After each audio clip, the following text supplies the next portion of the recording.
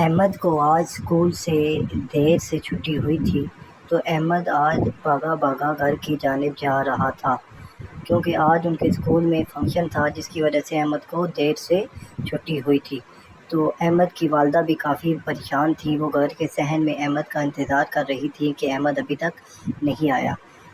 احمد جب گھر میں داخل ہوا تو وہ بھاگتے بھاگتے اپنی امی کی پاس آیا اور امی سے کہنے لگا، امی آج ابو کہاں ہیں؟ مجھے ابو سے بہت ضروری کام ہے، آپ مجھے جلدی سے بتائیں کہ ابو کہاں ہیں، میں نے ان سے سوال پوچھنے ہیں۔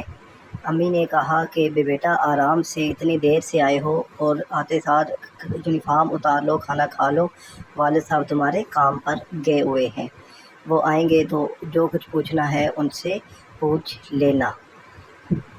والدہ کی بات سن کر احمد نے کہا کہ امی میں نے والد صاحب سے آج یہ پوچھنا ہے کہ ٹریفک کے جو اشارے ہوتے ہیں ان کا کیا مقصد ہوتا ہے اور وہ کس کام کے لیے ہوتے ہیں، کیونکہ آج ہمارے اسکول میں اسی حوالے سے فنکشن تھا جس کی وجہ سے مجھے اسکول سے آنے میں دیر ہوئی۔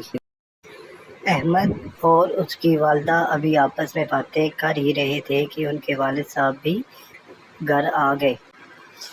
والد صاحب کے آتے ہی احمد بہت خوش ہوا اور اس نے والد صاحب سے کہا کہ میں نے آپ سے بہت ضروری بات کرنی ہے، پلیز آپ جو ہے وہ میرے سوالوں کا جواب دیجیے۔ والد صاحب نے کہا بیٹے خیر ہو، ابھی تک آپ نے یونیفارم بھی نہیں اتارا اور آتے سار ہی سوال پوچھنے شروع کر دیے ہیں۔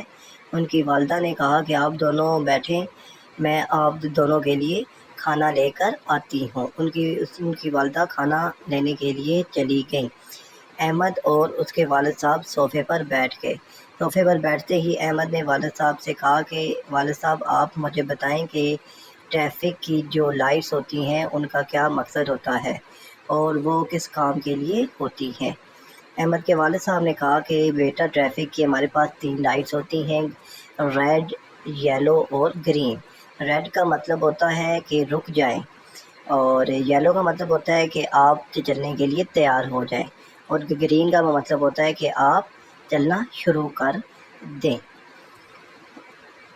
تو احمد نے والد صاحب سے کہا کہ والد صاحب یہ جو ٹریفک کی لائٹس ہوتی ہیں ان کی خلاف ورزی کرنے پر کیا کوئی فائن بھی ہوتا ہے اور اس کا نقصان کیا ہوتا ہے؟